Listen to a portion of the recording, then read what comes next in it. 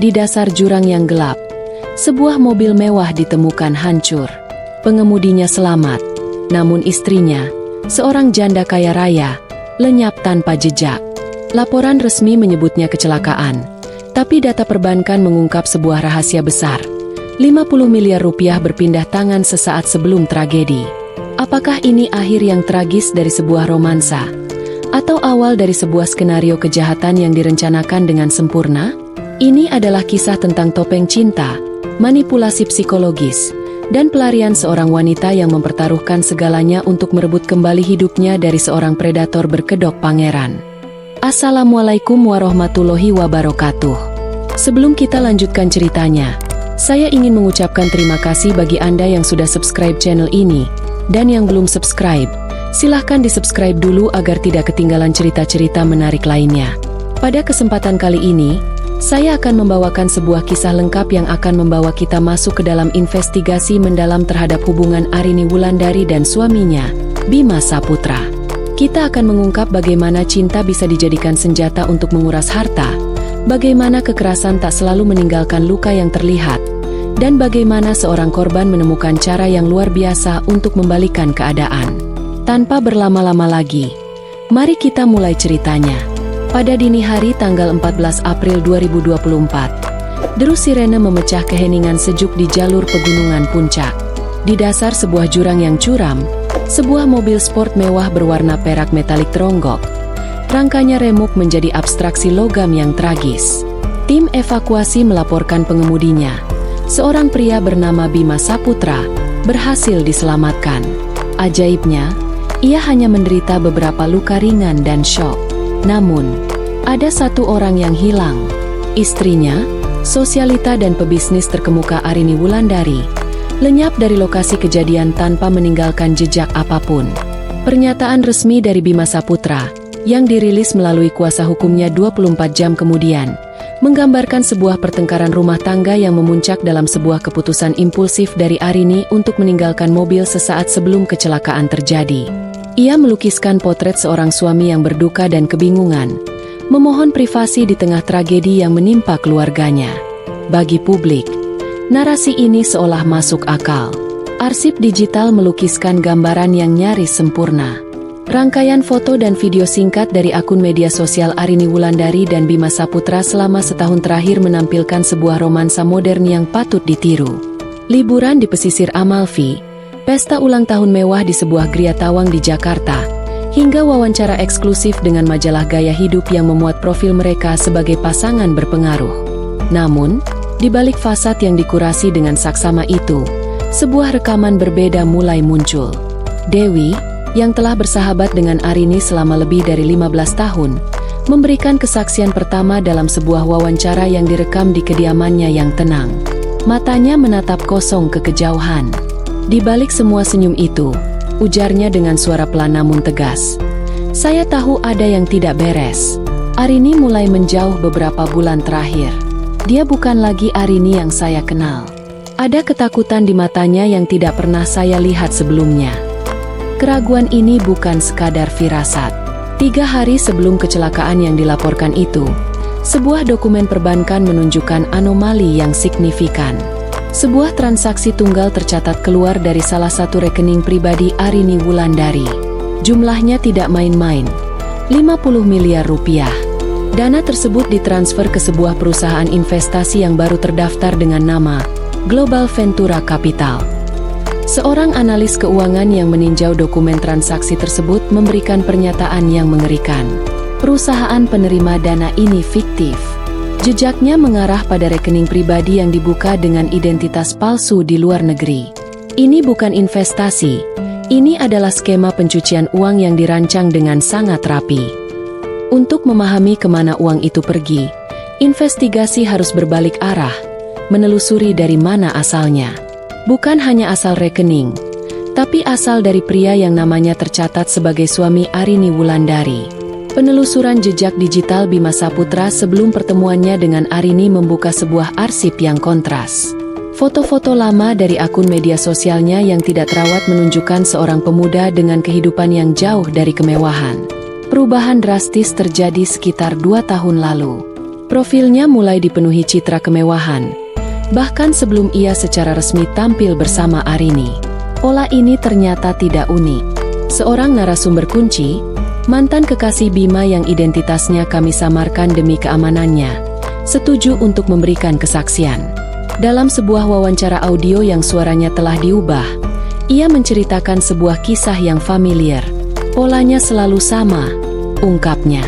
Dia datang seperti pangeran, membuatmu merasa sebagai satu-satunya wanita di dunia. Lalu pelan-pelan, dia mulai mengisolasi dirimu. Dimulai dengan pinjaman kecil, lalu kebutuhan mendesak untuk bisnisnya. Sebelum kau sadar, kau sudah terjerat. Kesaksiannya didukung oleh temuan bukti lain, sebuah draft perjanjian pasca nikah yang belum pernah terungkap ke publik. Dokumen ini didapatkan dari sumber yang dekat dengan tim kuasa hukum Arini. Draft tersebut, yang disusun oleh Arini beberapa minggu setelah pernikahan mereka, berisi klausul yang sangat ketat mengenai pemisahan harta. Menurut sumber kami, Bima menolak menandatanganinya dengan alasan hal itu menodai cinta mereka. Tekanan finansial ini rupanya telah menciptakan retakan yang dalam di surga mereka. Dewi, sahabat Arini, mengisahkan satu malam di mana Arini meneleponnya sambil menangis. Dia menceritakan pertengkaran hebat, tutur Dewi. Saat Arini menolak untuk mentransfer dana sebelum ada tinjauan hukum, Bima berubah. Dia tidak membentak, tapi kata-katanya dingin dan menusuk, membuatnya merasa bodoh. Itu adalah kekerasan psikologis. Titik balik investigasi datang dari sebuah penemuan yang tidak terduga di ruang kerja pribadi Arini. Di dalam sebuah laptop lama, tim forensik digital berhasil membuka sebuah file yang terenkripsi dengan kuat. File itu adalah sebuah catatan harian digital. Entry terakhirnya, tertanggal hanya 1 minggu sebelum kecelakaan, ditulis dengan nada panik yang jelas. Kalimat penutupnya singkat namun mengerikan. Dia bukan orang yang kukira. Aku takut.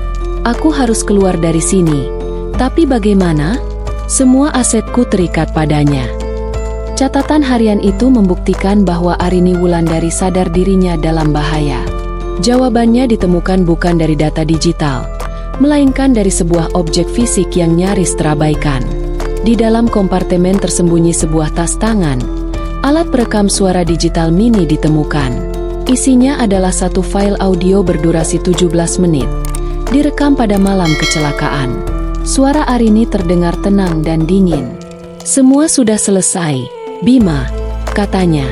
Aku tahu tentang perusahaan fiktif itu. Polisi akan menerima semua buktinya besok pagi. Terdengar suara Bima yang panik, menyangkal, lalu berubah menjadi amarah. Sementara itu, jejak digital Arini menceritakan sebuah kisah yang sama sekali berbeda. Sinyal terakhir dari ponselnya aktif 24 jam setelah kecelakaan, di dalam area Terminal 3 Bandara Internasional Soekarno-Hatta.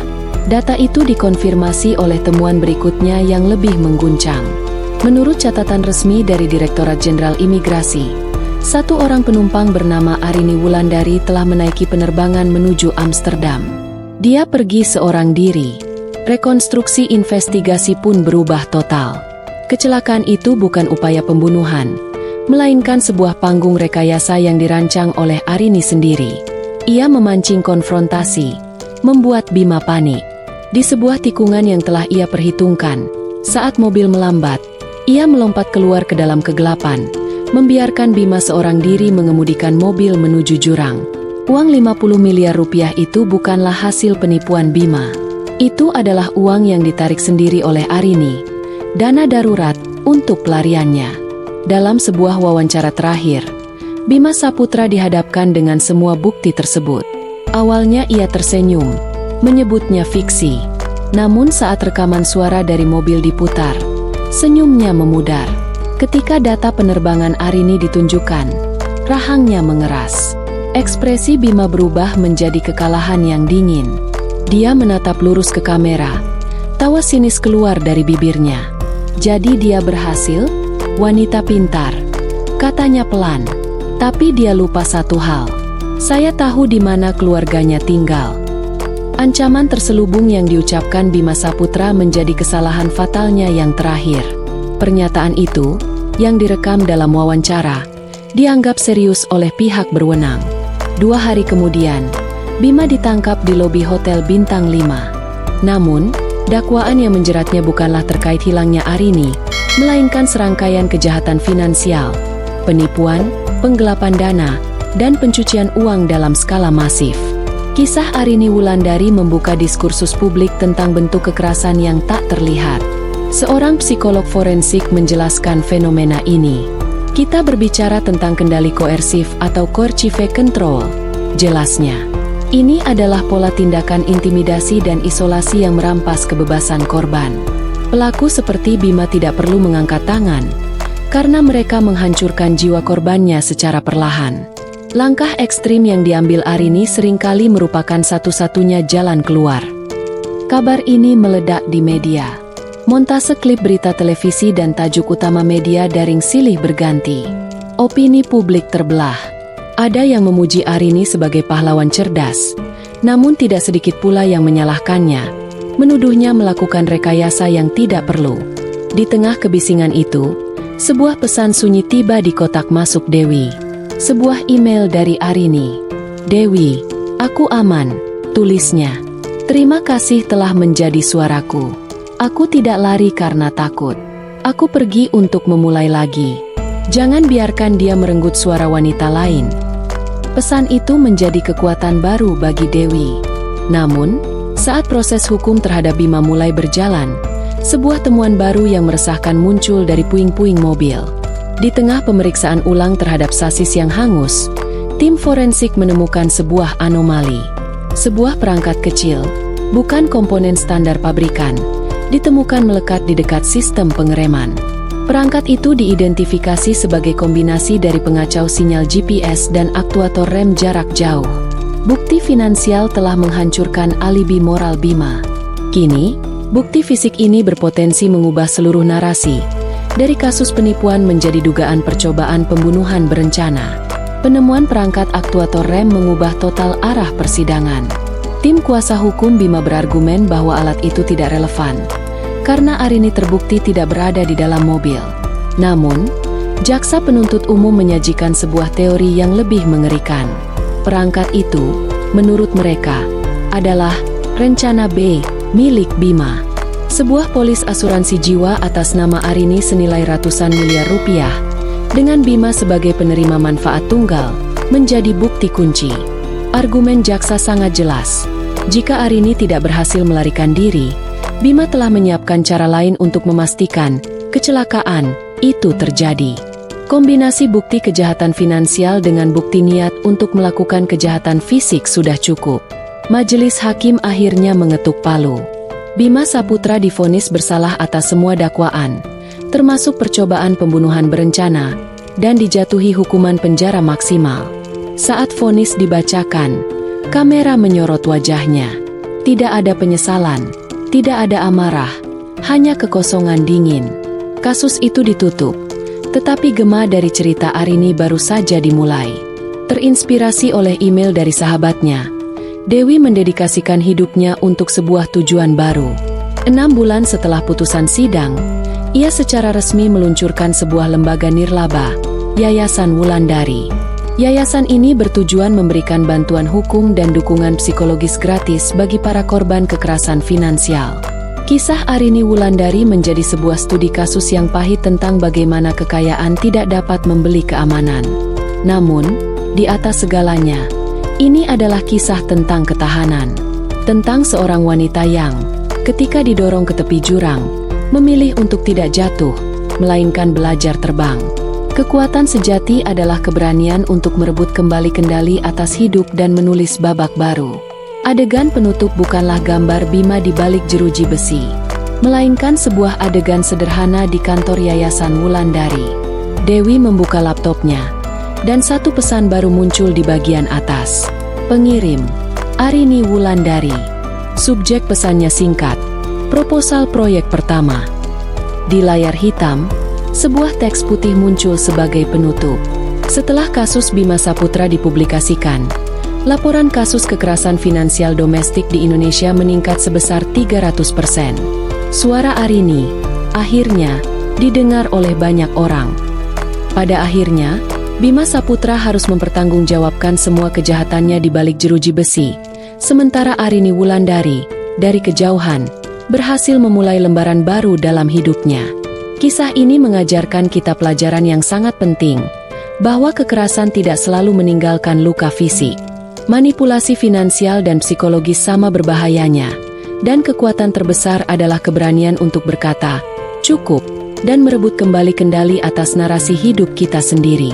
Tentu saja, cerita yang baru saja kalian saksikan adalah fiksi, namun dirancang serealistis mungkin agar pesannya bisa sampai kepada kita semua.